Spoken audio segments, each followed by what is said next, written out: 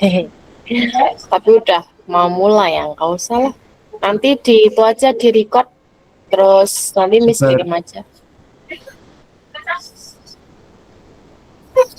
Ini di record bisa kan, Tri?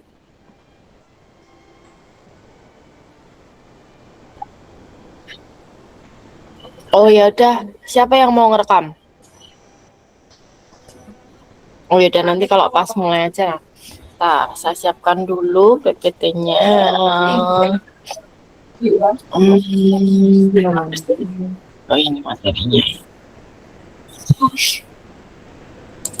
Ya, dah kile papat ya pun. Kile papat.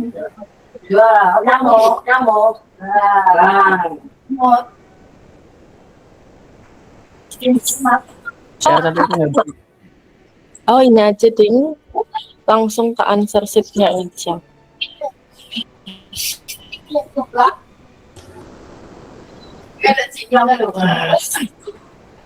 Sekalian saya charger bentar ya. 20 orang ya, mantap. Peningkatan sih.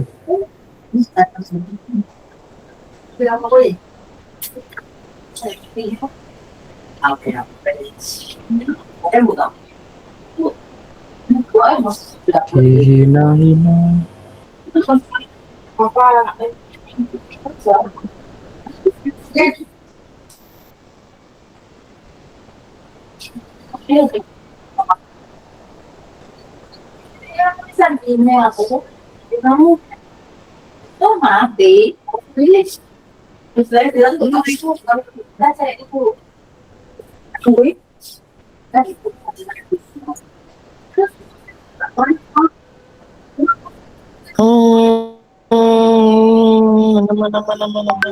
Ini kalau saya mau ini share screen.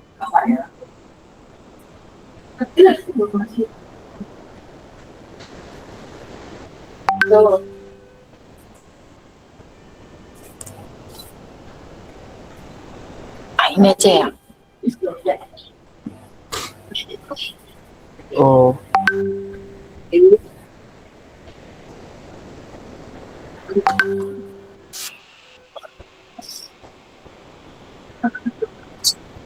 Diffuse. Diffuse itu artinya menyebar sih. screenshot. Screenshot. Siap Brik. Oh, sebentar. Ini kayaknya kalau mau sharing,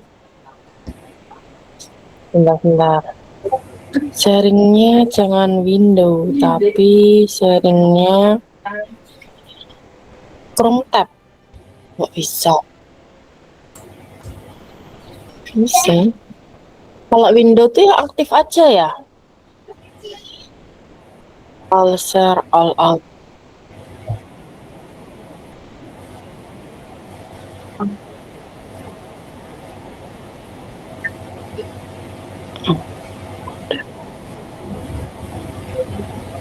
Oke, yaudah. Sebenarnya Miss mau ngeser 2 gitu loh. Maksudnya bolak-balik. Enaknya entire aja ya. Tapi kecil nggak sih tampilannya?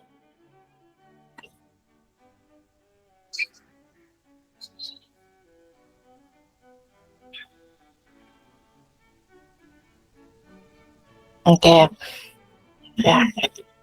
Oke, guys, kita mulai ya. Bismillahirrahmanirrahim. Assalamualaikum warahmatullahi wabarakatuh. Waalaikumsalam warahmatullahi wabarakatuh. Oke, thank you so much. Masya Allah, nggak expect. Tadi Miss kira ini kok nggak ada yang tanya, nggak ada yang ngetin, jadi nggak. Maaf pagi tadi Miss masih takziah di saudara, jadi sampai siang juga. Alhamdulillah Miss baru bisanya malam ya, nunggu semuanya senyap. Oke, nanti kalau misalkan ada sedikit berisik, ya udah, hiraukan aja. Oke guys, selanjutnya untuk materi kita akan bahas about transport in cell ya. Kemarin kan kita udah bahas tentang sebelumnya ya, tentang sel. Apa sih sel? Nah, di materi sel ini sudah membuat soal gitu ya. Kalau untuk sel itu you just learn about part of cell and function ya, baik itu plant cell maupun animal cell. Ingat ya, pokoknya untuk materi sel yang keluar adalah part and function, itu aja. Perlu kan pelajari bentuk-bentuknya, terus kemudian nama partnya, bentuknya seperti itu, itu disebut apa dan fungsinya apa, itu untuk sel. Nah, di materi sel itu juga, sel itu tidak hanya belajar tentang not only about cell, but also transport in cell, ya. Macam protein, itu kan awal mulanya, itu kan dihasilkan dari DNA, gitu ya. Awal mulanya sekali itu adalah berawal dari DNA, terus kemudian dirubahlah menjadi, namanya ditranskripsi ya, dirubahlah menjadi istilahnya mRNA, semacam kayak kode messenger gitu, terus kemudian nanti ditransport menuju ribosum, akhirnya jadilah dia protein. Nah, protein itu kan tidak hanya dibutuhkan oleh sel itu saja, protein akan dibutuhkan oleh sel lain yang dimana fungsi protein itu kan krusial gitu ya, fungsinya sebagai alat perkembangbiakan, pertumbuhan. Nah, makanya antar sel itu butuh communication. Jadi nggak hanya sel, oh ada part of cell, mitokondria misalkan, ribosom misalkan, ya just fungsinya itu aja nggak. Ya, jadi kalau sebenarnya sel itu saling berkomunikasi. Dari satu sel ke sel lain itu pasti ada yang dikeluarkan dan ada yang dimasukkan. Layaknya rumah gitu ya, itu kan pasti layaknya rumah atau ruangan, pasti ada yang keluar dan pasti ada yang masuk. Baik itu alat-alatnya, manusianya, benda-bendanya gitu kan pasti ada keluar masuk. Begitu juga sel, ibaratkan sel itu adalah sebuah ruangan atau sebuah rumah, dia pasti juga butuh komunikasi dengan yang lain. Nah, communication in cell itu yang akan kita bahas ada 3 ya, diffusion, osmosis, and also active transport. Sebentar Miss mau jelaskan dulu, nanti Miss jelaskan ke yang soal yang Miss kasih. Oke, untuk materi diffusion.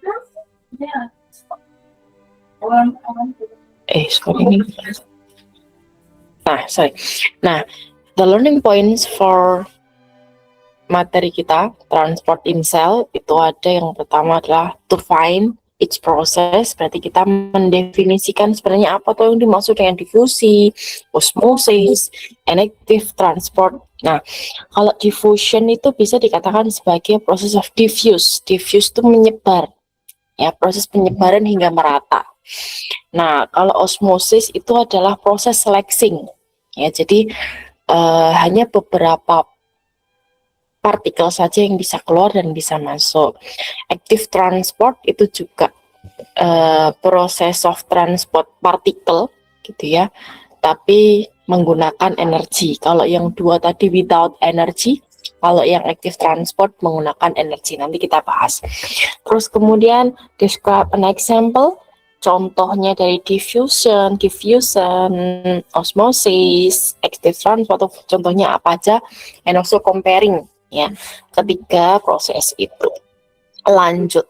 Nah, diffusion is when particles move along the concentration gradient from the height to low concentration. Nah, Miss mau kasih contoh, salah satunya adalah AC. Ya, AC di kelas kita menggunakan AC itu kan kerasa dingin ya.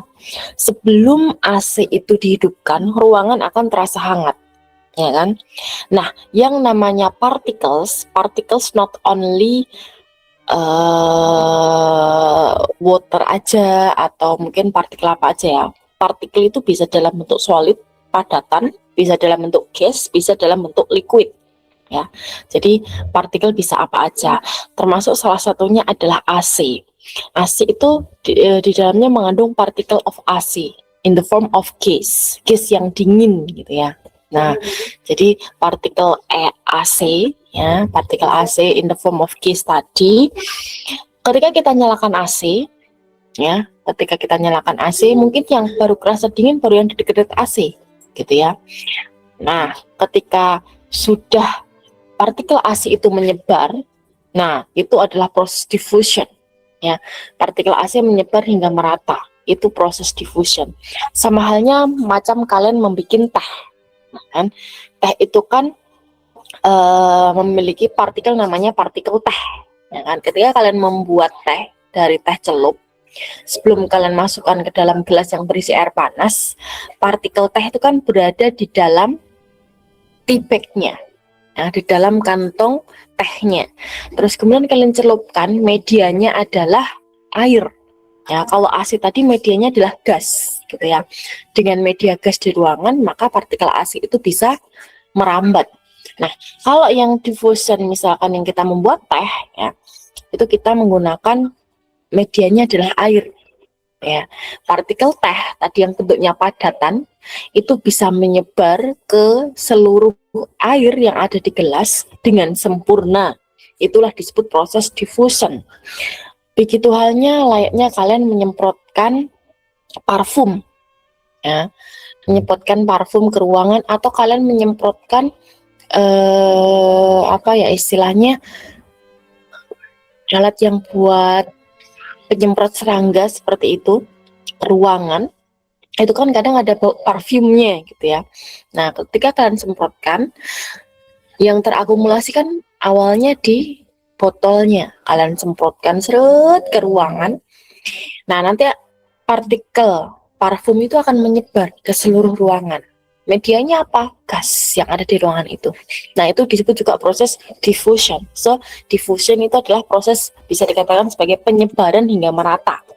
Ya, process of dispersal particle, ya, until the particles equals, ya, atau sama di ruangan itu. Nggak ada yang lebih banyak, nggak ada yang lebih sedikit, sampai semuanya menyebar rata. Kalau ada AC berarti semua ruangan dingin. Kalau dicelupkan teh berarti tehnya sampai tercampur sempurna tanpa diaduk, tanpa dicampur tangan ya. Misalkan mau menyemprotkan parfum di ruangan berarti sampai satu ruangan itu merasakan bau parfum. Itu proses of diffusion. Nah, kalau di sini partikel menyebar dari konsentrasi partikel yang tinggi ke konsentrasi partikel yang rendah. Ketika kita menyemprotkan AC, ketika kita menyemprotkan parfum, konsentrasi tertinggi parfum itu kan di tempat parfumnya, menyebar ke ruangan yang tidak ada parfumnya. Nah, tidak ada parfumnya itu kan berarti low concentration of parfum, gitu ya. Nah, dari high to low. Terus kemudian, kalau misalkan partikel AC paling banyak itu kan di AC-nya. Nah, di ruangan itu sebelum dinyalakan kan zong akan partikel AC. Nah, yang di AC ada banyak partikel AC-nya itu berarti high concentration of AC particles, gitu ya. To low concentration of AC particle ke ruangan, gitu ya. Makanya bisa dikatakan penyebaran partikel dari konsentrasi partikel yang tinggi ke konsentrasi partikel yang rendah. Ketika kita buat teh juga menyebar dari kantong teh ke gelas. Itulah proses difusi. Sampai sini paham? Paham, Miss. Oke. Paham. Paham. Ya. Difusi itu gampang. Ya, proses penyebaran hanya menyebar saja. Terus kemudian, nah ini proses penyebaran ya, dia menyebar ke seluruh sisi sampai dia sempurna, equals. Nah, untuk contohnya, ya, proses difusi, alveoli are the air sacs in lungs and set for gas exchange. Alveoli itu kan ditemukannya di paru-paru. Kan ini adalah alveolus, alveoli. Ya, alveolus itu kan yang masih banyak ya. Alveoli itu cuma satu aja. Nah, alveoli itu dia berdekatan sekali dengan namanya bloodstream atau aliran darah. Ya. Kenapa kok harus berdekatan dengan aliran darah? Karena seluruh bahan itu kan ada di darah. Misalkan mau transport makanan, Oke, pasti villi kita juga akan berdekatan dengan sistem peredaran darah. Mau transport oksigen, pasti berkaitan dengan peredaran darah. Karena yang bisa mengedarkan di tubuh kita adalah darah. Makanya alveoli dan juga villi pasti paling dekat dengan peredaran darah. Nah, oxygen diffuse through the thin walls in the blood to transport around the body. Ya, oksigen yang masuk, ya, ketika kita inhale memasukkan oksigen ke dalam paru-paru. Nah, di paru-paru itu kan kandungan oksigennya tinggi. Nah, itu akan didiffuse, disebar menuju ke peredaran darah. Kenapa? Karena di peredaran darah kadar oksigennya kan rendah.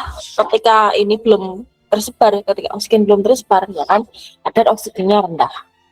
Terus kemudian oksigen diedarkan ke seluruh tubuh. Alhamdulillah, diedarkan ke seluruh tubuh. Terus kemudian di tubuh itu akan dihasilkan karbon dioksida. Ya, karbon dioksida itu akan diffuse out. Ya, diffuse outnya dari apa? Diffuse out dari peredaran darah ke alveoli. Diffuse into the alveoli. Dari mana? Dari peredaran darah ke alveoli lewat proses of exhale. Ya, jadi diffuse itu menyebar. Tadi oksigen dari alveoli ke peredaran darah diffuse. Nah, karbon dioksida dari bloodstream ke alveoli juga diffuse. Hanya proses menyebar. Simpelnya gitu ya. Nah, sekarang kita bahas yang ini. Silahkan dituliskan apa yang sudah memiliki kertasnya, yang belum memiliki kertasnya boleh kalian foto ya nggak apa-apa, tiap partnya atau di screenshot ya. Oke, diffusion. Yang merah-merah ini adalah kuncinya ya. Diffusion is the net movement of substance from an area of high concentration to an area of low concentration across a partially permeable membrane. Saya jelaskan di sini. Difusi adalah proses perpindahan. Kenapa dikatakan net? Perpindahannya itu adalah bersih tanpa campur tangan partikel yang lain. Ya, substance ya, partikel. Misalkan partikel AC berarti ya partikel AC aja. Ya, terus kemudian misalkan partikel teh ya, partikel teh aja yang menyebar. Terus kemudian partikel parfum aja yang menyebar. Dari yang konsentrasi tinggi itu sumbernya as the source, gitu ya. Terus kemudian to low concentration ke yang dituju. Ya, ruangan kah, gelas kah, atau apakah itu yang dituju. Yang dituju kan low concentration ya. Nah, untuk with or without-nya ini kalau biasanya difusi itu with or without partially permeable membrane. Apa sih partially permeable membrane? Itu adalah membrane selektif. Ya. Misalkan tadi kita bahas di alveoli. Alveoli itu dia alveoli have a thin wall. Nah, ini kan punya thin wall ya. Thin wall ini berarti dia sebagai membran. Ya, dia punya membran. Alveoli itu kan tipis sekali membrannya, gitu ya. Nah, dia selektif. Hanya oksigen saja dan karbon dioksida yang boleh keluar masuk. Dan selain itu nggak boleh. Kenapa? Kalau misalkan air yang masuk, ya berarti paru-paru penuh air, mati dong ya. Nah, gitu. Kalau misalkan ada nitrogen yang masuk, keracunan dong ya. Nah, jadi hanya boleh selektif ya, hanya boleh oksigen dan karbon dioksida. Oksigen untuk masuk, karbon dioksida untuk keluar. Nah, itu related dengan yang ini ya, partially permeable membrane. Permeable membrane itu dia selektif juga, hanya boleh beberapa partikel dan tidak semuanya untuk difusi itu melewati membrane. Contohnya, ketika tadi kita semprotkan parfum nggak pakai membrane, ya, tanpa membrane. Ketika ada AC itu nggak pakai membrane. Jadi untuk ini with or without partially permeable membrane. Ini berlaku untuk difusi ya. Terus untuk yang kedua cukup digambarkan seperti ini ya, dimana gambarkan molekul sebelah kanan ya. Ini gambarkan molekul yang sebelah kanan itu showing a lower concentration Ya, sebelah kanan ini konsentrasinya lebih rendah, sebelah kiri konsentrasinya lebih tinggi. Terus kemudian draw arrow panah to show the direction of net movement. Tadi kan net movementnya berpindah dari yang konsentrasi tinggi ke rendah. Nah, yang di kanan itu lebih rendah, yang di kiri lebih tinggi. Maka net movementnya berpindah dari yang kanan ke yang kiri, gitu ya. Terus kemudian akhir dari difusi itu adalah equal, ya. Either set of partially permeable membrane to show it's an equilibrium, sama. Kayak tadi, misalkan AC nggak ada yang lebih dingin, nggak ada yang lebih panas, ya harus sama. Kalau teh menyebar sempurna. Kalau misalkan parfum juga menyebar sempurna. Itu adalah proses difusi, ya. Menyebar sempurna. Ini gambarnya seperti ini, boleh digambarkan yang sudah ada, yang belum ada boleh di screenshot. Atau biar lebih cepat kita screenshot aja ya. Terus kemudian yang key points ya. Difusi adalah proses pasif. Kenapa dikatakan proses pasif? Karena tidak membutuhkan energi. Gitu ya. It doesn't means bahwasanya lah mis kalau kita nafas juga butuh energi, maksudnya bukan energi untuk prosesnya gitu ya. Jadi ketika proses itu dia nggak butuh energi. Ketika ketika oksigen masuk bloodstream, nggak ada yang mendorong gitu ya. Oksigen cukup melewati thin wall masuk ke bloodstream gitu aja tanpa ada yang mendorong. Kemudian kalau misalkan parfum itu bisa menyebar ke seluruh ruangan tanpa ada yang mendorongnya gitu ya. Nah itu without energy. Nanti adakah yang proses pakai energi? Ada namanya active transport gitu ya. Harus ada energi yang mendorong proses itu. Terus kemudian molekul itu bergerak secara random ya. Random. Kenapa dikatakan random? Karena ya tahu sendiri lah ya. Kalau misalkan AC dia kan gas partikelnya random sekali, gitu, sehingga bisa menyebar. Terusnya geraknya itu yang enggak saklek, lurus ke depan, enggak random, itu gerak molekul itu random. Terus kemudian net movementnya dari yang konsentrasi tinggi ke rendah sampai dia equal.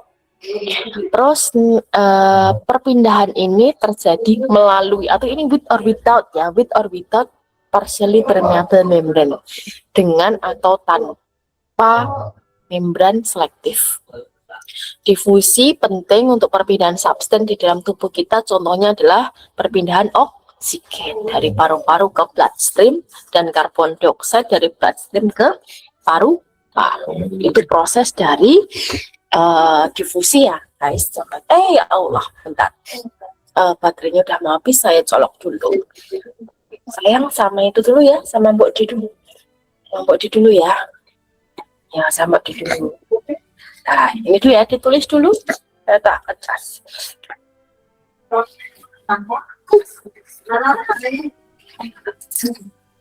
Bentar ya, Ibu. Belum caluknya. Yuk, sama Mbah. Sama Mbah dulu ya.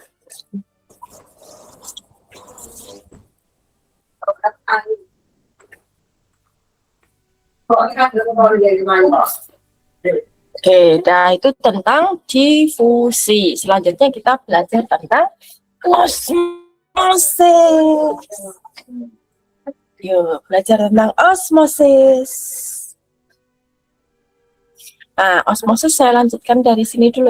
Nah, selanjutnya adalah osmosis. Apa itu osmosis? Apa itu osmosis? Osmosis, kalau tadi yang berpindah, kalau difusi yang berpindah adalah partikel, osmosis itu yang berpindah adalah air. Osmosis yang berpindah itu adalah air. Nah, bedanya guys adalah di partikel yang berpindah.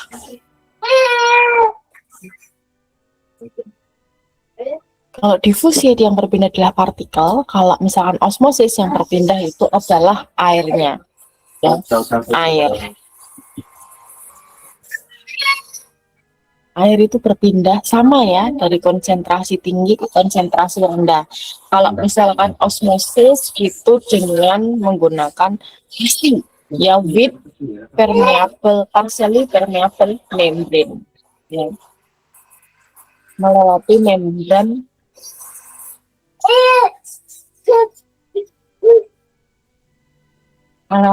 selektif membrane, itulah osmosis ya. Jadi bedanya osmosis dengan difusi, yang pertama adalah partikelnya. Kalau difusi yang berpindah adalah partikel ya, benda. Partikel itu bisa gas, bisa udara, bisa air. Tapi kalau osmosis yang berpindah adalah air. Ingat ya, yang berpindah adalah air, the water. Dan juga pasti menggunakan membran selektif ya, pasti menggunakan partially permeable membrane. Untuk konsentrasinya sama, dari konsentrasi air yang tinggi ke konsentrasi air yang rendah. Oke, contohnya, pernahkah misalkan kalian lihat gitu ya, ada ibu-ibu yang merendam kentang di air. Nah, kentang, sel kentang itu kan punya plasma sel ya, sel plasma atau sel membran ya.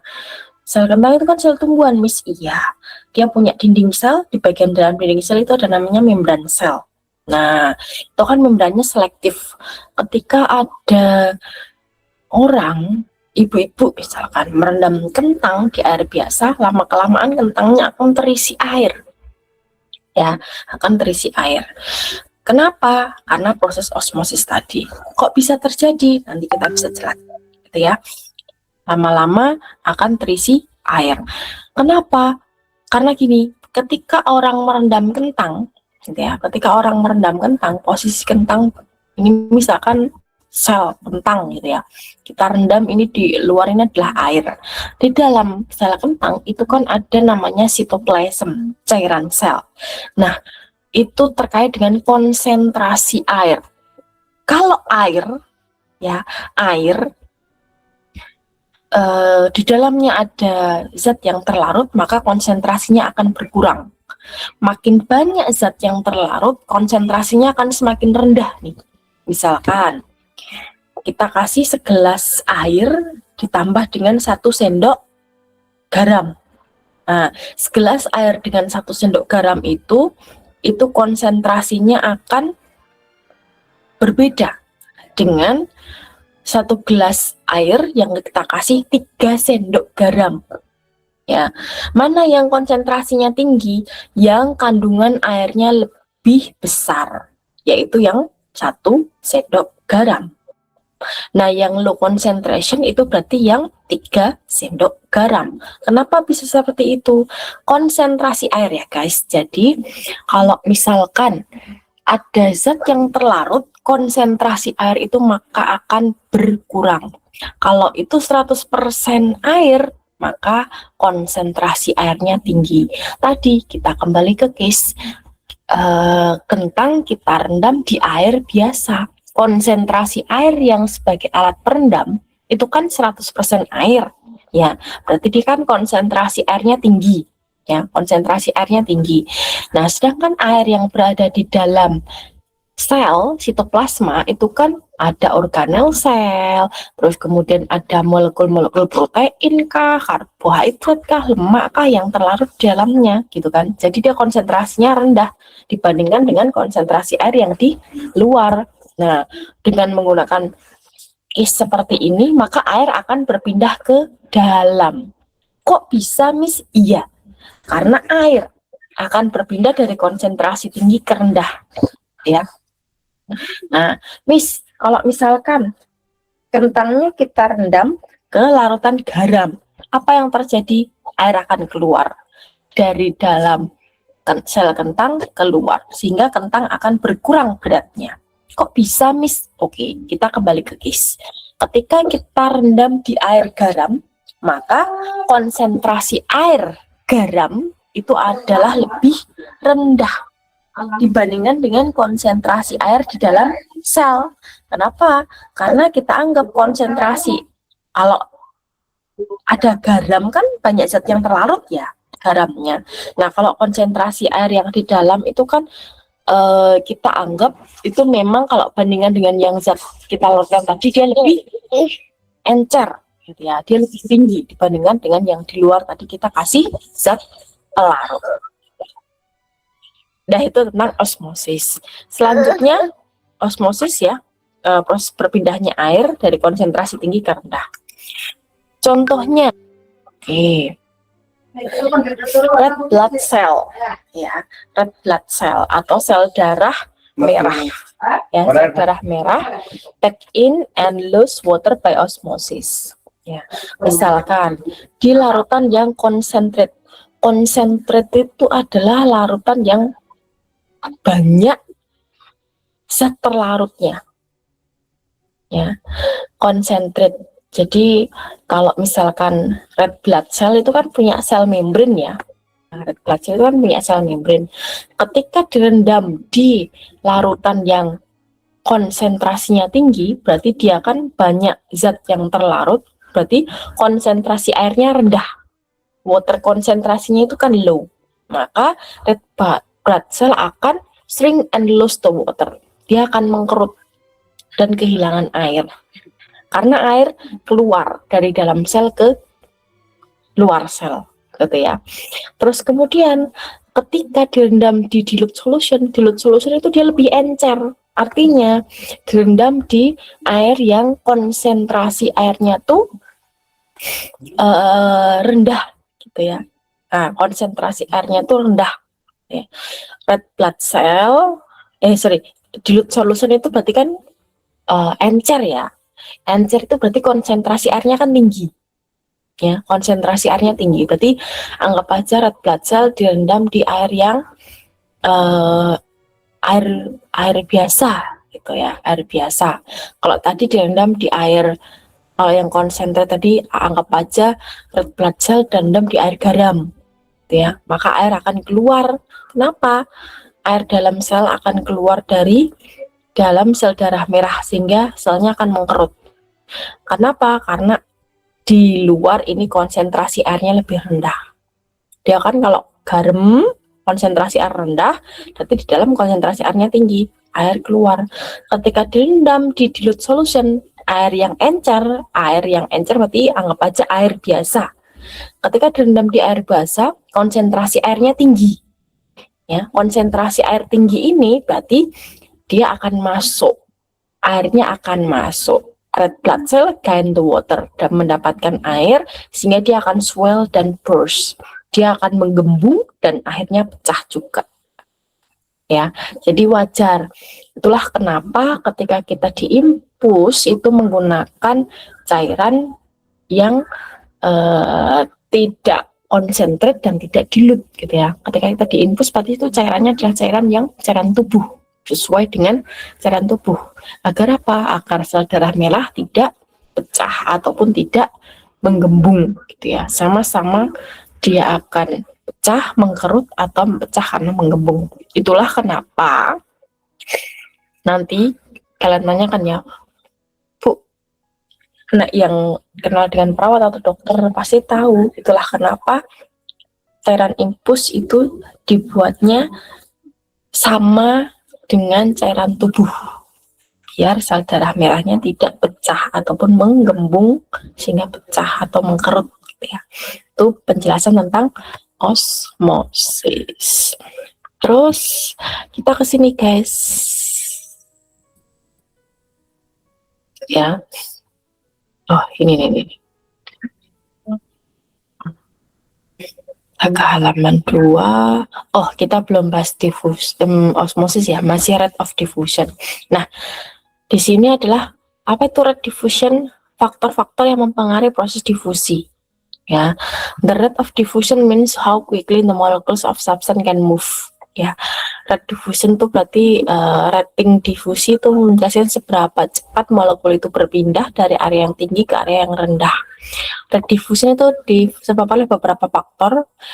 Ada beberapa faktor. Yang pertama adalah temperatur. Ya, makin tinggi temperatur, makin cepat gerak molekul terjadi. Ya, makin tinggi temperatur, the rate of diffusion-nya juga meningkat. Kenapa?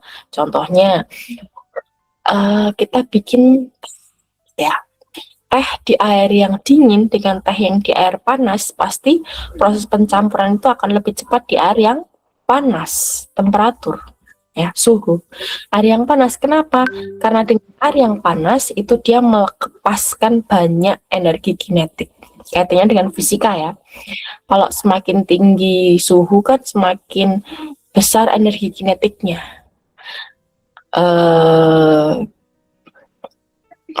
Semakin panas suhu, misalkan di kelas makin panas suhu kan kalian makin gak karuan ya, yang lari-lari atau apa, gerak pengennya kata gerah ya. Tapi kalau suhunya dingin karena akan cenderung untuk diam. Itulah kenapa semakin panas suhu, energi kinetik itu semakin cepat. Karena energi kinetiknya cepat, maka geraknya cepat juga. Ya, sehingga menghasilkan molekul itu bergerak dari gradien yang tadi ya, dari konsentrasi tinggi ke rendah seiring berjalannya waktu. Nih, bisa di screenshot aja, kalau bisa dicatat ya nggak apa-apa. Yang kedua adalah permukaan area, luas permukaan. Semakin luas permukaan area, semakin cepat proses difusi itu terjadi. Misalkan kita pakai untuk pendingin ruangan itu kita pakai 3 AC dengan kita pakai 1 AC, maka akan lebih cepat dingin yang menggunakan 3 AC. Logis ya. Oke, semakin besar luas area semakin cepat proses difusi terjadi. Ya, oke, berarti luas area, misalkan AC, 3 AC kan luas area AC kan berarti makin luas ya dibandingkan yang 1 AC. Memang yang pakai 3 AC berarti dia lebih cepat difusinya, lebih cepat menyebar AC itu. Partikel AC menyebar dibandingkan yang cuma 1 AC saja. Nah, di tubuh kita contohnya ada struktur alveoli dan villi, di mana alveoli dan villi itu maka dikemas dalam bentuk yang berlipat gitu ya, berlipat. Itu kan kalau berlipat, kalau kita jembreng itu kan luas gitu ya. Nah, itulah menyebabkan agar proses difusi itu cepat. Yang kedua adalah konsentrasi gradien. Semakin besar perbedaan konsentrasi gradien, semakin cepat proses difusi itu terjadi. Misalkan kita mau bikin teh yang satu case pakai yang satu case, satu gelas yang pertama dengan air panas yang sama, volume air yang sama, tapi yang satu menggunakan 1 tea bag ya, 1 teh kantong, yang satu pakai 3 teh kantong. Mana yang lebih cepat warnanya jadi coklat? 3 teh kantong kan ya. Kenapa? Semakin besar perbedaan konsentrasi, semakin cepat proses difusi terjadi. Yang satu kantong teh konsentrasinya kita anggap 1 sampai 10 3. Yang 3 kantong teh berarti konsentrasinya 9. Berarti 3:9. Kalau misalkan air kita anggap 0 ke 3 bedanya 3, 0 ke 9 bedanya 9. Semakin besar perbedaan konsentrasi, semakin cepat difusi terjadi. Itulah konsep penjelasannya. Gitu ya, semakin besar perbedaan konsentrasi, semakin cepat difusi terjadi. Terus yang selanjutnya adalah jarak difusi. Ya, semakin pendek jarak difusi, semakin cepat proses itu terjadi. Misalkan AC. Ya, AC di satu ruangan, misalkan AC-nya 1 di satu ruangan. Mana yang lebih cepat merasakan dingin? Yang dekat dengan AC atau yang jauh dengan AC? Logis pasti yang dekat dengan AC. Kenapa? Semakin pendek jarak difusi, semakin cepat difusi itu terjadi. Ya, jadi itu adalah faktor-faktor yang mempengaruhi. Untuk jarak yang lebih pendek, lebih cepat. Untuk konsentrasi gradien, semakin besar konsentrasi gradien, perbedaannya semakin besar perbedaan konsentrasi gradien, semakin cepat difusi. Surface area makin luas, maka difusi makin cepat. Temperatur makin panas, maka difusi makin cepat. Itulah faktor-faktor yang mempengaruhi difusi. Terus kemudian kita kembali ke materi selanjutnya, yaitu osmosis. Osmosis itu adalah perpindahan, sebentar, untuk materi difusi ada yang mau ditanyakan? Tidak, Miss. Oke. Aman Miss, aman, lanjut Aman, lanjut. aman. Miss, Oke. Ya. kalau misal belum paham gimana Miss? Hah? Kalau misal belum paham gimana Miss? Masih bisa lupa. Kalau misal belum paham gimana Miss? Kalau misal Ini belum paham, untuk gimana Miss, gimana? Nanti itu aja. Miss, Gini aja, untuk kamu materi tanya teman-temanmu yang sudah paham. Kalau kamu bener-bener sampai belum paham, ya udah tanya ke Miss, tanya temen dulu nanti ya. ya udah Miss, siap Miss. Mulai Miss, untuk materi ini apakah keluar satu ujian Miss? Iya. Loh, mepet banget Miss nambah materinya Miss berarti Miss. Hmm? Mepet banget tuh, Miss berarti nambah materinya Miss. Harusnya kan kemarin itu, tapi kan Iya Miss, kemarin banyak yang Miss isi, berapa banyak hari yang itu nggak Miss masuk. ditambah materi Miss, ya Allah Miss. Ya udah siap Miss, oke Miss, thank you Miss. Aku gak ikut-ikutan, Miss Firman. Firman kan Miss, santai. Udah, oke. Nanti Miss cuman keluarkan difusi satu soal, osmosis satu soal, active transfer satu soal aja. Miss, cintanya Miss. Hmm. Itu katanya bagian materi itu ada kertasnya sendiri, Miss. Ini teman-temannya udah dapat kertas, kita belum dapat ya, Miss. Ya, karena kemarin kamu izin toh. Duh, yang lain udah dapat. Ya, yang belum dapat besok ambil di Miss Putri. Saya juga Miss, siap Miss, oke Miss, saya juga. Semua yang belum dapat ambil di Miss Putri. Oke, Miss. Ya. Oke, Miss, aduh habis kamu. Di screenshot dulu ya. Oke, kita kembali ke osmosis. Kalau tadi difusi yang berpindah adalah partikelnya dari konsentrasi tinggi ke konsentrasi rendah dengan atau tanpa membran. Kalau osmosis perpindahan air dari konsentrasi tinggi ke konsentrasi rendah dengan membran. Harus dengan membran ya. Karena kita ini sudah mulai membahas di sel, baik plant cell maupun animal cell, gitu ya, dengan membran. Osmosis adalah perpindahan substance. Substance di sini adalah the water from area of high water concentration. Ingat, high water concentration itu no or little solute. No little solute itu tidak ada atau bahkan sedikit zat yang terlarut, ya. High water concentration berarti osmosis adalah proses perpindahan air dari high water concentration, dari yang tidak ada zat terlarut menuju ke yang low water concentration, banyak zat yang terlarut. Jadi kalau misalkan kita merendam kentang di air biasa itu kan berarti tidak ada zat terlarut. Kalau tidak ada zat terlarut berarti kan dia high water concentration, ya. Terus kemudian di dalam kentang itu kan ada zat yang terlarut, gitu ya. Ada, kita tahu sitoplasma tadi ya, sitoplasma itu kan ada zat terlarutnya, ada proteinnya, ada karbohidratnya, ada lipid yang terlarut di dalamnya, gitu ya, sehingga dia disebut sebagai low water concentration. Sehingga air berpindah dari mana? From high to low. Nah, high-nya tadi di luar, low-nya di dalam, berarti air berpindah dari luar ke dalam. Nah, berarti airnya masuk ke dalam kentang, Miss. Nice, benar. Itulah menyebabkan kentangnya jadi berat.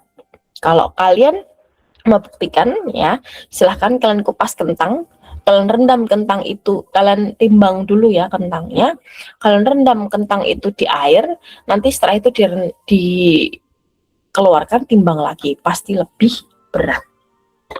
Itu karena konsep osmosis. Terus ke bawah sini ya. Nah, di sini adalah kalian memberikan low or high water concentration.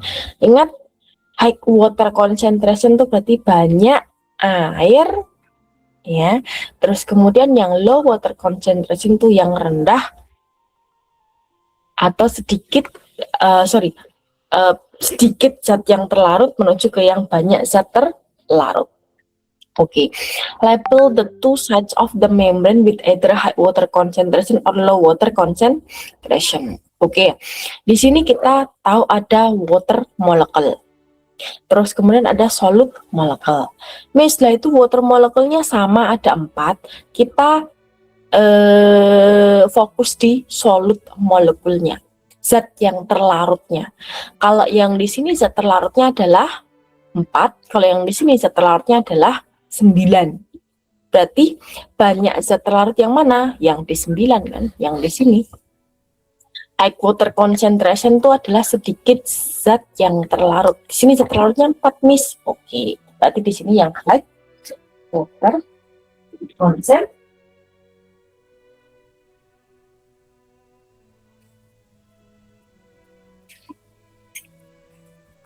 Nih, berarti yang di sebelah kanan itu adalah high water concentration. Walaupun di sini water concentration-nya sama ya, kita kembali ke zat yang terlarut. Banyak zat yang terlarut atau sedikit zat terlarut. Kalau sedikit, dia high water concentration. Kalau banyak zat terlarut, dia low water concentration. Draw a row to show the net of movement the water. Nah, water kan dari high to low. Nah, net movementnya berpindah dari kanan ke kiri. Itu penjelasannya. Terus kemudian ke bawahnya lagi. Nah, ini effect of osmosis on animal and on plant cell. In case kalau misalkan animal cell kita rendam di air biasa dan yang ini kita rendam di air garam. Ini juga sama.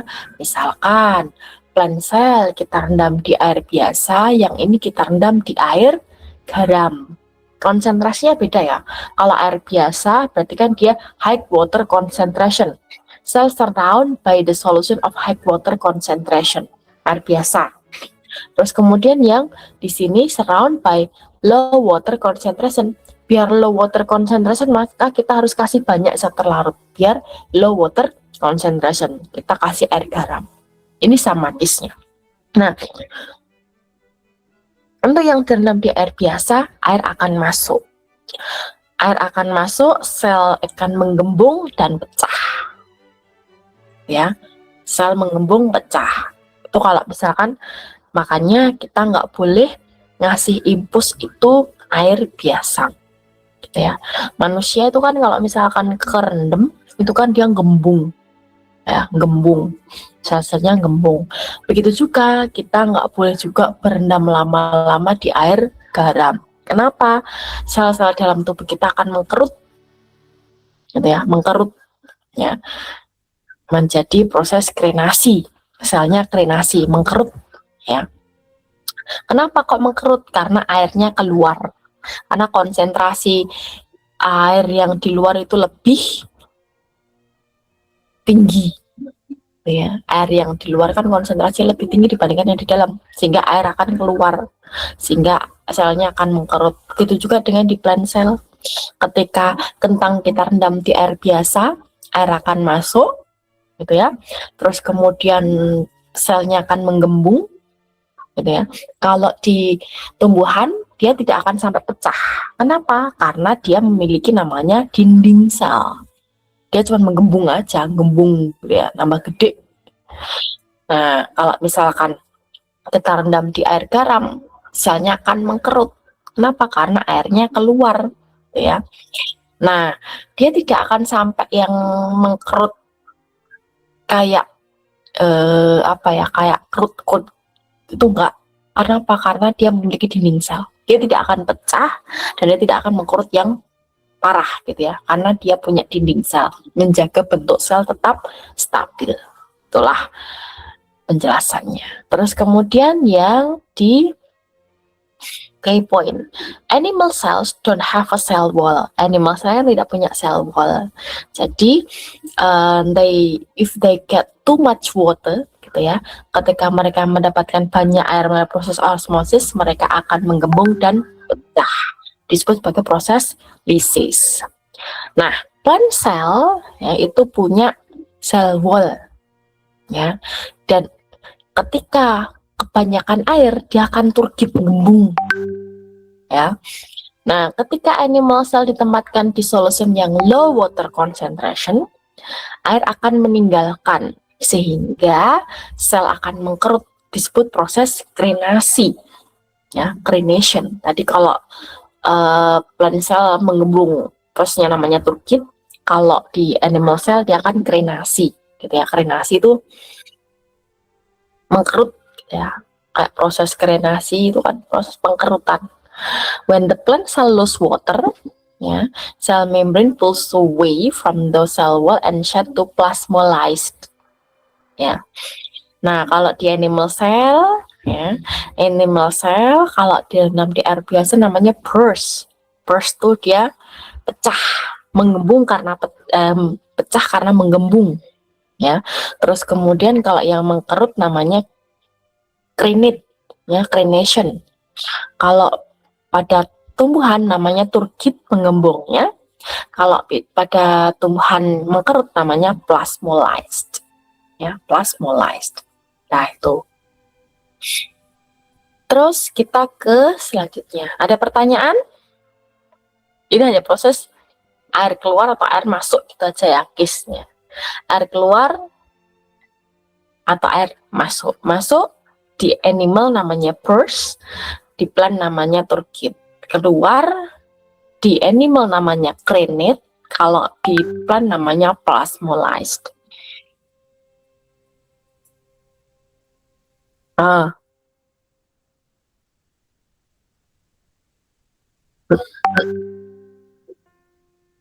Hmm. Hmm.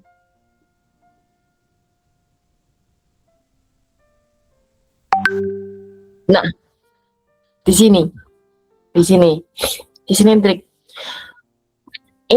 Kita kembali gini, kalau sel hewan kan macam infus, ya, infuse, infus ketika kalian di infus pakai infus gitu loh, ya. Itulah kenapa alasan infus itu pasti menggunakan cairan yang sama dengan cairan tubuh kita. Nggak boleh yang dia cair, nggak boleh dia yang pekat. Alasannya kenapa? Karena ada proses osmosis ini. Sel hewan kan ada sel darah merah kita, gitu ya. Dia kan banyak sel membran. Dia fungsi utamanya kan krusial. Kalau misalkan infus yang dimasukkan ke dalam infus peredaran darah, dia lebih cair atau air biasa, maka sel darah merah akan menggembung. Sitoplasmanya pasti akan menggembung juga, akan banyak gembung, gitu ya, akan kemasukan air, gitu ya. Nah, itu apakah juga akan menggembung sitoplasmanya? Iya, ya, akan menggembung, ya, sehingga bisa menyebabkan pecah juga sel darah merahnya. Nah, Miss, kalau nanti impulsnya kita kasih yang larutan garam pekat gimana? Macam kalian kalau direndam di air garam pekat lama kan mengkerut, gitu ya. Nah, begitu juga kalau impuls dikasih dengan larutan yang lebih pekat, sel darah merah kita akan mengkerut. Kenapa? Air di dalam sitoplasma itu akan keluar. Air, sitoplasma itu kan cairan sel. Dia akan keluar, sehingga tidak ada cairan sel yang di luar, dia mengkerut. Sel darah merah bisa bekerja nggak? Nggak bisa. Sel darah merah bisa bekerja itu kalau misalkan larutan di luar dan di dalam sama, equal, ya. Nah, jadi kalau misalkan di plant cell juga sama, ya. Plant cell, kalau misalkan kita rendam kentang di air biasa, kentangnya akan makin berat.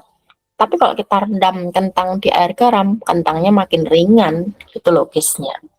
Kalau nggak percaya, buktikan aja. Nah, jawab ya. Oke, next. Sepertinya ada yang tanya. Oh, nggak ada. Oh, berarti WA saya deh. Oh, Ardra ya, Ardra gimana? Kan osmosis itu kan kalau misal sel darah merah kan, kalau misal sel darah merahnya ngembung atau mengkorut itu apa berdampak ke tubuh gitu, Miss? Pastilah, pasti. Sel darah merah itu adalah fungsi utama dalam sistem peredaran darah. Sistem peredaran darah yang kalau sistem peredaran darah kita kan ada komponen-komponen, namanya sel darah merah, sel darah putih, plasma darah, gitu kan. Nah, plasma darah itu macam cairan darahnya. Dalam peredaran darah itu kan ada airnya kan. Nah, plasma darah itu yang macam cairannya. Yang dia fungsinya juga sebagai detoksifikasi. Terus kemudian sel darah putih. Dia fungsinya sebagai alat ya tadi membunuh ya, sel killing atau membunuh bakteri dan lain-lain.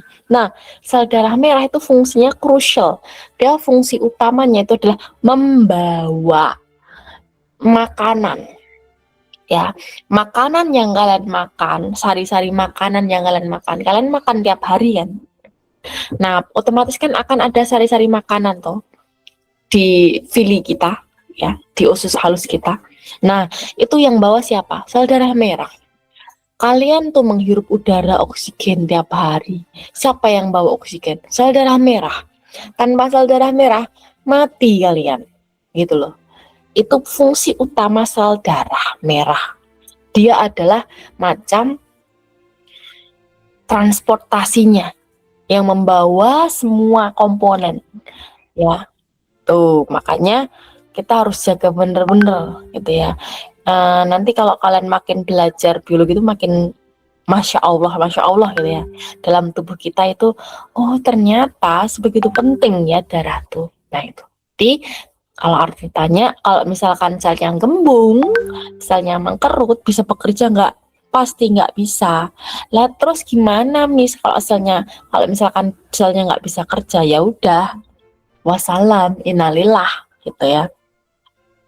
Lah sekarang kayak kita ibaratkan peredaran darah itu ibaratkan jalan dan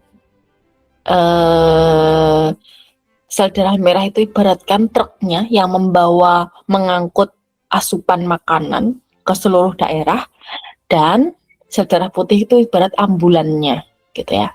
Kalau ambulannya lancar, ya pasti semuanya lancar. Tapi kalau truknya loyo, truknya terlalu banyak muatan atau apa, otomatis kan nggak gerak ya. Nah, itu logikanya gitu ya. Jadi sel darah merah itu fungsi penting untuk mengangkut makanan dan oksigen ke seluruh tubuh. Gimana, Ardra? Jelas?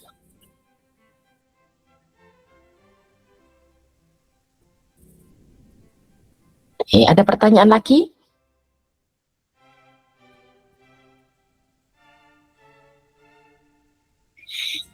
Lanjut ke active transport.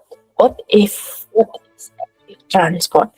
Nah, kalau ini konsepnya agak sedikit berseberangan. Kalau active transport, yang ditransport itu apa? Partikel. Ingat, partikel itu bukan hanya air. Bisa bentuknya liquid, bisa bentuknya gas, bisa bentuknya padatan. Ya, kalau osmosis tadi yang ditransport air, kalau difusi itu partikel, transport aktif juga partikel. Miss bisa kasih contoh, misalkan akar fungsinya untuk apa? Menyerap makanan. Nah, akar itu bisa menyerap makanan, mengangkut nutrisi dari akar ke seluruh tubuh itu karena adanya active transport. Mineral, misalkan ada kalsium, kalium, terus kemudian nitrogen. Tanaman kita pupukkan di area sekitar tanaman ya.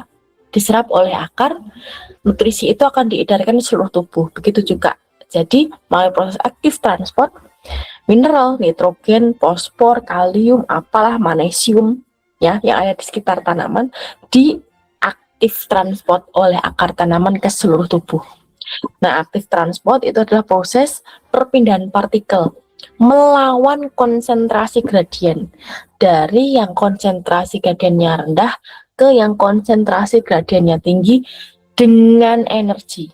Untuk mengangkutnya itu butuh energi in the form of ATP. ATP itu apa? Adenosin trifosfat, itu bentuk energi. Ya, energi dalam sel itu dikemas dalam bentuk energinya ATP. ya. Nah, berarti difusi tadi transport partikel dari konsentrasi tinggi ke rendah with or without membrane. Osmosis, transport of water dari high to low with membrane. Active transport itu adalah movement of particle from low to high, with energy. Miss bisa kasih contoh? Bisa, with energy ya. Nah, tadi plant take up mineral ion itu kan partikel ya, melalui root hair cell. Mineral ion itu high concentration in the root hair cell than the soil, gitu ya. Active transport required to move the ions change to the concentration gradient, gitu ya. Melawan konsentrasi gradien. Nah, jadi dari yang konsentrasi rendah ke konsentrasi yang tinggi. Ada nggak di sini? Oh, ini nggak. Ini cuman quick comparison. Langsung ke sini aja untuk menjelaskan active transport. Nah, active transport is a movement substance from low to high concentration melewati membrane with energy. Ya, hanya active transport saja yang with energy, yang lainnya tidak energy. Oke, ini sama case-nya. Draw a molecule to the right hand side of partially permeable membrane lower concentration. High hand side-nya lower concentration, ya. Maka partikelnya akan berpindah dari low ke high. Draw a row ini ya, dari low ke high. Proses difusi and active transport. Kalau difusi concentration dari high to low, kalau active transport dari low to high. Ini bedanya. Ya, difusi itu perpindahan konsentrasi dari high concentration to low concentration. Kalau active transport perpindahan konsentrasi dari low concentration to high concentration. Bedanya ya. Oke, active transport contohnya. Active transport move the substance melawan konsentrasi gradien dari rendah ke tinggi dan membutuhkan energi. Misalkan mineral ions transport from soil into plant from low concentration to high concentration. In animal, glucose reabsorbed back in the blood from kidney by active transport, gitu ya. Misalkan mineral ions ya. Mineral ions itu kan ditransport dari tanah ke tumbuhan, ya kan? Dari tanah ke tumbuhan. Dari tanah, mineral ions itu kan untuk mentransport butuh ATP untuk memasukkan ke dalam tumbuhan, ya. Terus kemudian cara menjelaskannya adalah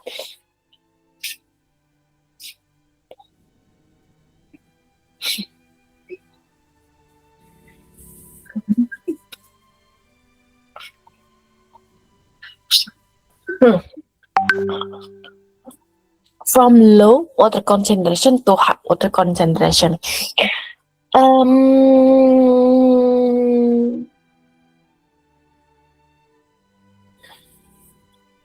Ketika mengangkut mineral ions di air, ya, itu kan banyak sekali zat terlarut di tanah.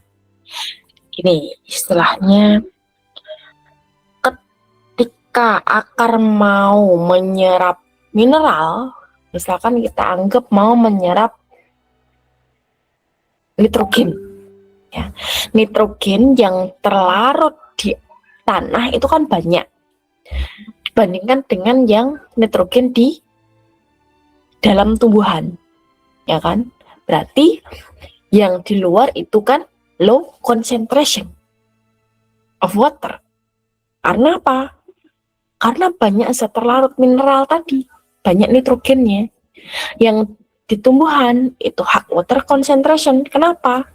Karena nggak banyak zat terlarut ya kan. Zat terlarut yang ada kan yang di tanah gitu kan. Nah, sehingga dia akan masuk. Nah, untuk masuknya itu dia butuh energi. Khusus untuk active transport butuh energi gitu ya. In animals, glucose reabsorbed back into the blood from the kidney. Oke, ini proses reabsorpsi ya. Ini kalau nanti kalian di kelas 11 itu nanti ada dalam proses pembuatan urin itu namanya ada proses filtrasi, reabsorpsi, augmentasi. Nah, proses reabsorpsi itu adalah proses penyerapan kembali partikel-partikel atau mineral yang masih bisa dimanfaatkan oleh tubuh. Ya, jadi ketika filtrat darah itu udah disaring, kan ada kotoran-kotorannya yang partikel besar macam darah itu tidak ikut gitu ya, protein tidak ikut ya, tetap di dalam darah gitu ya.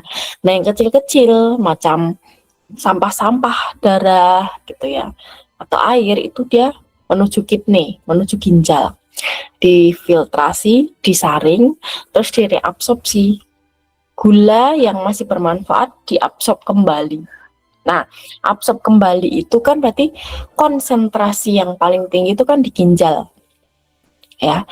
Terus kemudian konsentrasi gula yang paling tinggi kan di ginjal.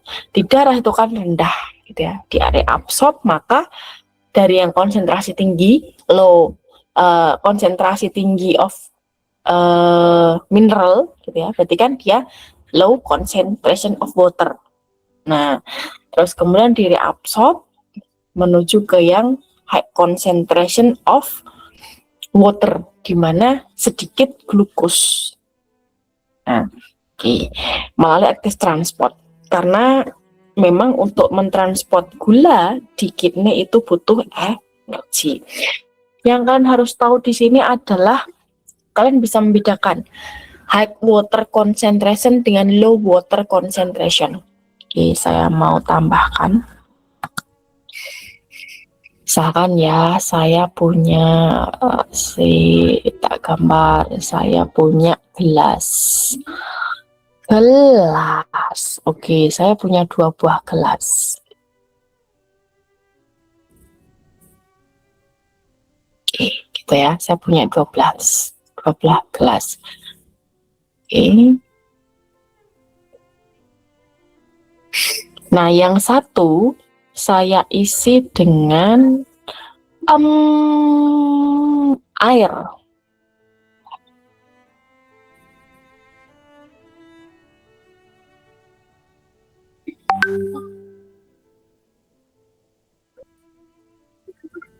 Satunya juga saya isi dengan air. Airnya sama ya. Airnya sama. Terus satu lagi saya isi dengan gula atau garam lah,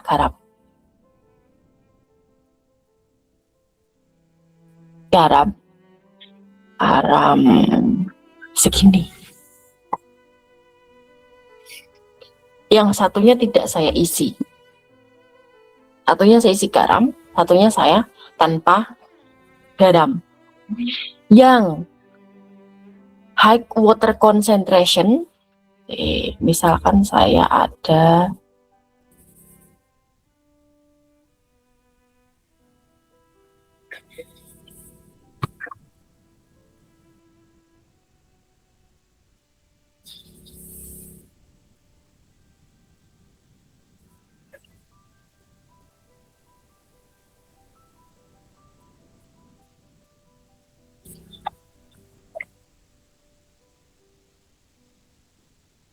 saya kasih satunya A, satunya B.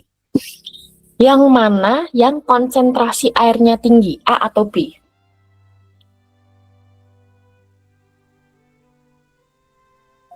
Dan berkaca yang paham nih, yang lainnya. Yang B, Miss. Yang B. Nih, ikut-ikut aja gimana? Oke. Yang B, Miss. Tunggu. Ada yang mau tanya, kenapa yang B? Ada yang bisa jelasin selain ada yang bisa jelasin kenapa high water concentration itu yang B? Jangan Hendrik.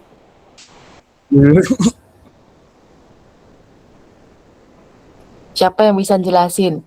Kenapa yang high water concentration yang B? Karena Siapa tadi karena?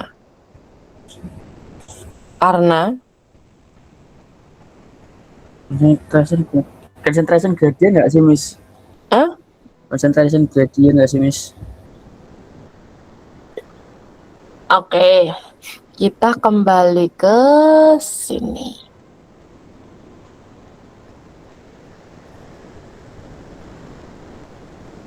Osmosis ya.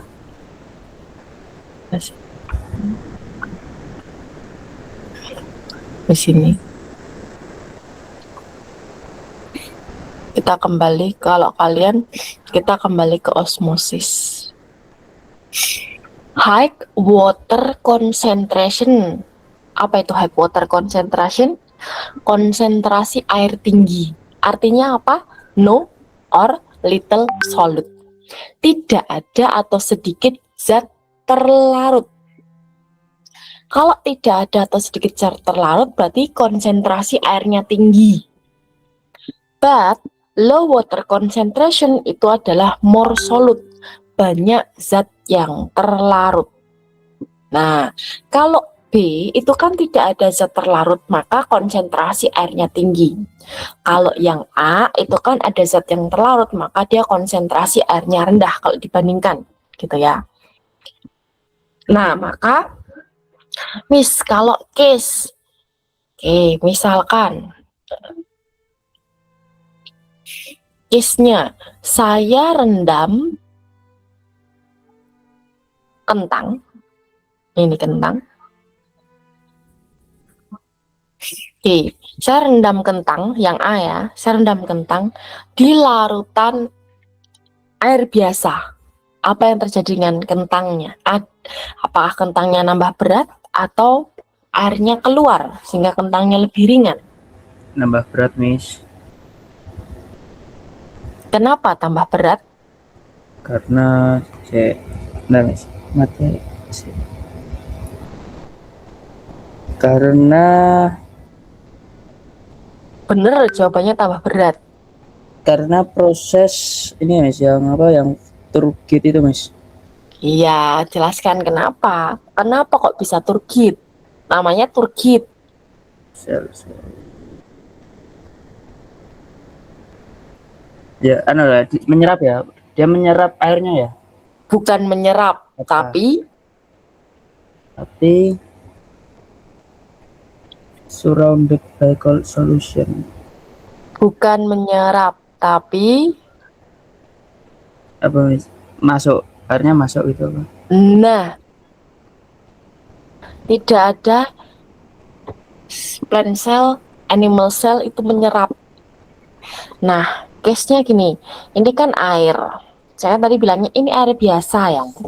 Saya kasih kentang. Kentangnya saya potong-potong. Kentang itu kan dia punya cairan di dalamnya. Ya kan? Namanya sitoplasma. Nah, sitoplasma itu kan ada zat yang terlarut. Nanti kalau kalian mau baca lebih jelas, sitoplasma itu isinya apa? Sekalian nanti dicari ya. Isi sitoplasma itu apa aja? Pasti ada protein, ada gula, ada glukos, ada zat lain, ada organel.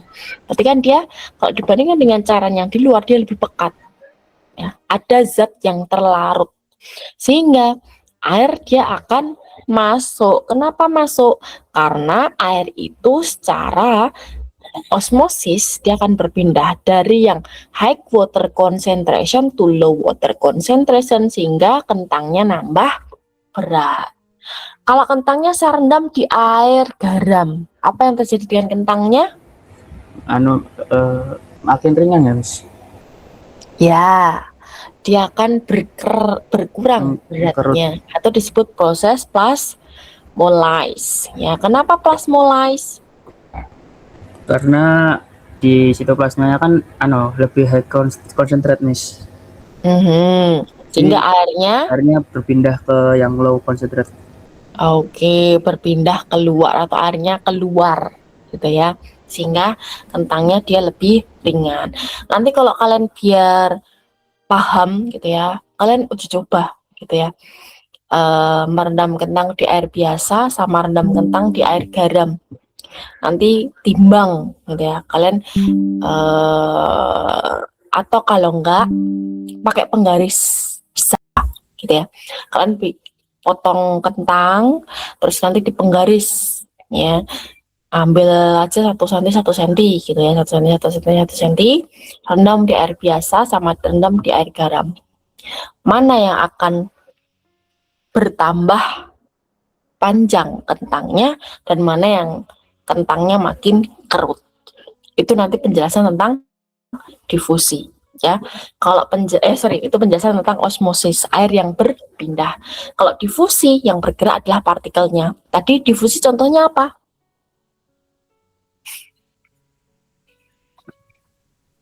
Difusi tadi contohnya apa? AC Miss, AC menyebarkan ruangan. Oke. Jadi lebih Terus tinggi. bikin teh ya, menyemprotkan parfum ke ruangan tuh difusi. Kalau misalkan osmosis yang tadi kita bahas, merendam kentang di larutan biasa atau larutan garam, atau konsep impus ya, impus kita masuk orang sakit tuh lah diimpus. Nah itu makanya kenapa kok impus itu pakai cairan yang sama dengan cairan tubuh pH-nya dan cairannya, biar sel darah itu tidak gembung ataupun tidak pecah. Terus active transport adalah proses transport mineral dari tanah ke tumbuhan. Nah, di tanah itu kan ada banyak sekali mineral ya, dan ada air. Air dengan mineralnya itu lebih tinggi mineralnya, makanya dikatakan low concentration. Kalau yang di tumbuhan itu kan tidak ada mineralnya, banyak airnya, sitoplasmanya gitu ya, maka dikatakan high concentration. Maka di active transport itu proses perpindahan dari low concentration to high concentration. Kenapa low concentration? Karena banyak mineralnya, sedikit airnya. Walaupun di tanah itu banyak air gitu ya, dibandingkan dengan yang di tumbuhan itu kan airnya mungkin sedikit. Tapi konsep di sini adalah zat yang terlarut. Zat yang terlarut di tanah dengan yang di tumbuhan itu kan lebih banyak di tanah, gitu kan? Namanya juga tumbuhan mau menyerap, berarti kan yang lebih banyak kan di tanah. Dan zat yang terlarut lebih banyak, maka dia low concentration. Di tumbuhan itu kan lebih dikit zat terlarutnya, mau diserap dia lebih dikit, maka dikatakan high concentration. Untuk menjelaskan ini berarti kalian harus tahu dulu high concentration of water itu yang sedikit atau tidak ada zat yang terlarut. Kalau low water concentration tuh yang banyak sekali zat terlarut. Nah guys, sebenarnya Miss mau menyampaikan itu, ini tuh materinya gampang kalau kalian paham dengan konsep low water concentration, high water concentration, perpindahannya dari high to low, dari low to high, with or without energy, with or without membrane, itu gampang sekali ya. Misalkan kalian paham di contohnya aja, misalkan difusi. Oh ya, difusi tadi AC ada, parfum ada, teh ada. Osmosis, osmosis tuh yang kentang direndam. Kalau kentang direndam air biasa nambah. Kalau dipekat, iya, mengkerut. Berarti airnya keluar kalau mengkerut tuh. Oke. Terus kemudian kalau misalkan impus itu harus sama ya. Kalau misalkan air biasa, dia akan pecah sel darah merahnya. Kalau misalkan di air yang konsentrasi garam tinggi akan mengkerut. Ya plus, nah itu namanya shrink or burst gitu ya. Terus kemudian kalau active transport, itu pengangkutan air atau pengangkutan garam atau pengangkutan mineral ya, air garam mineral dari tanah ke tumbuhan. Itu active transport, pakai energi tuh gitu penjelasannya gitu. Jadi ya sambil dengan contoh. Dah, itu aja penjelasan dari Miss Putri.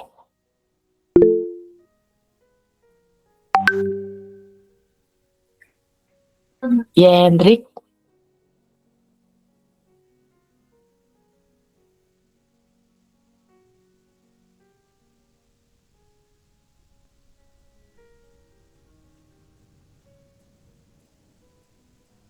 Oh, bisa lah. Iya, khususnya misalkan di tumbuhan ya. Tumbuhan, dia mau mentransport misalkan air dan mineral. Tumbuhan kan tidak hanya mengangkut mineral ya, tapi kan juga mengangkut air, gitu ya. Nah, terus mengangkut air dan mineral dari tanah ke tumbuhan, ke akarnya, ke akarnya. Ke akarnya itu melalui proses namanya active transport. Lah, Miss, kalau dari akar ke sel sampai daun, itu ini prosesnya apa? Melalui konsep namanya difusi untuk yang partikel, osmosis untuk yang air.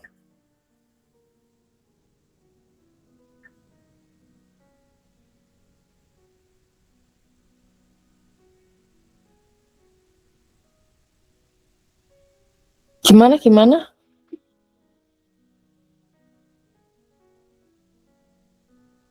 Mm-mm. Enggak, enggak. Untuk difusi dan osmosis itu tidak butuh energi. Hanya active transport saja yang butuh energi. Jadi ketika mau mentransport, jadi gini, di sel, kita balik ke sel ya, mana? Sel.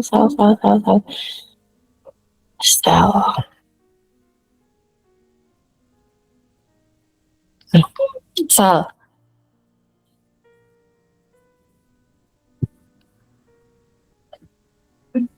Nah, phospholipid bilayer itu apa? Dia adalah membran of cell.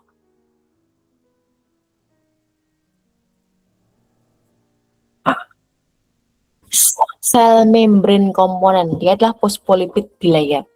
Ini nih ya. Phospholipid bilayer. Sel membrane. Sel membrane itu sel hewan, sel tumbuhan punya nggak?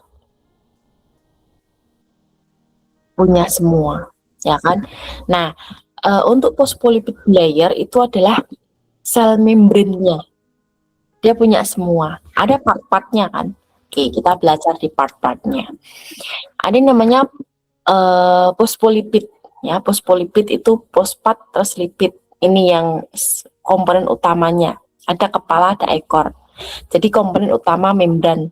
Jadi kenapa dikatakan fosfolipid bilayer, fosfolipid dua layer, ya. Fosfolipid namanya kan fosfolipid bilayer. Fosfolipid, fosfat dan lipid dua layer, atas dan bawah. Sel membran itu sebenarnya dua layer. Walaupun sel membran tipis itu ternyata dia dua layer, ada atas ada bawah, gitu ya. Nah, sel membran itu ternyata secara struktural kalau kita pengen sel membran yang setipis itu sama dinding sel aja masih di tebelan dinding sel setipis itu ternyata berlapis-lapis. Iya guys, berlapis-lapis dan dua lapis. Dan di lapisan itu masih ada komponen-komponen lain. Lihatlah. Nah, kita belajar di sini. Yang pertama adalah komponen fosfolipidnya, komponen layernya, layer utamanya. Terus kemudian yang kedua adalah komponen ada kolesterolnya. Terus kemudian ada komponen ikatan karbohidrat. Ini glikoprotein. Terus kemudian komponen yang selanjutnya adalah ada protein karier. Apa itu protein karier? Pembawa protein. Ya. Jadi kalau misalkan protein mau keluar masuk bisa lewat sini. Yang namanya sel itu kan ibarat ruang kelas ya. Nah, di ruang kelas itu kan ada pintu. Nah, ini adalah pintunya protein. Khusus protein bisa keluar masuk bebas di pintu protein ini, karier protein. Nah, ini kan karier protein can transport substance along or against the concentration gradient by changing on benesa. Ini dia buat keluar masuknya protein. Terus kemudian ada channel protein. Ya. Nah, kalau ini bisa langsung gelondongan, kalau ini harus ada ikatan, gitu ya. Ini protein bisa keluar masuk secara gelondongan. Kalau ini protein harus mengikat, harus berikatan dulu, menggunakan energi. Terus ada lagi, oh enggak ada active transport. Iya, active transport. Kalau yang ini langsung pasif, langsung keluar aja, ya. Karena ini kan bolong ya, langsung gelondongan. Kalau di sini ada buka pintu, tutup pintu, harus pakai energi. Ya harus ada tutup pintu, buka pintu. Yang membuka itu adalah kuncinya. Kuncinya itu adalah ATP. ATP itu adalah energi. Jadi untuk membukanya itu harus butuh kunci. Kuncinya adalah ATP. Nah di sini, Miss apa aja yang bisa keluar masuk nanti? Oke, nanti di sini selain protein ada natrium, kalium, mineral juga bisa lewat sini.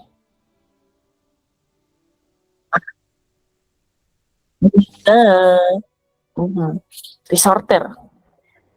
Jadi macam pintu keluar masuk dan bisa dan disorter juga, nggak semuanya bisa masuk, gitu ya. Nah, jadi kalau misalkan ini kalau mineral dari tanah ke akar itu active transport. Kalau misalkan dari akar sampai ke daun pakainya apa? Difusi. Untuk partikel, osmosis untuk water. Nah, itu aja. Berarti sel dengan sel itu saling berkomunikasi. Iya. Lah masa cuman ngangkut mineral dari tanah ke sel akar. Padahal kalau akar kita tahu selnya itu kan, nah ini kan, mana tadi? Mana tadi? Oh ini nih, ketutup. Nah ini kan anggap aja ya satu sel akar. Ini tuh ini loh bulu-bulu halus di akar itu loh, namanya rambut akar tuh toh. Kalau kita mau akar gede itu kan ada akar yang keluar kecil-kecil, rambut akar. Nah ini satu sel. Nah itu kan rambut akar itu kan fungsinya untuk memperluas penyerapan, ya kan, diserap. Nah baru satu sel. Lah mau ke sel yang lain, itu kan butuh komunikasi. Makanya saya tadi bilang komunikasi sel dari satu sel ke sel lain. Kalau dari tanah ke akar pakai aktif, dari akar ke yang lain kalau partikel pakainya difusi, kalau air pakainya osmosis. Butuh ditransport dari sel ke sel, sel gitu ya, sampai akhirnya sampai daun. Daun nanti dihasilkan nutrien ya, itu juga pakai proses difusi dari daun ke seluruh tubuh gitu ya. Wes, tutup weh. Dah. Gue paham nih yang awal Miss. Ketemu lagi besok ya guys. Siap Miss, thank you Miss. Ya, thank you. Sinau sing sregep, kayak pinter, nak solid ya.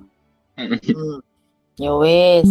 Assalamualaikum warahmatullahi wabarakatuh. Waalaikumsalam. Waalaikumsalam warahmatullahi wabarakatuh.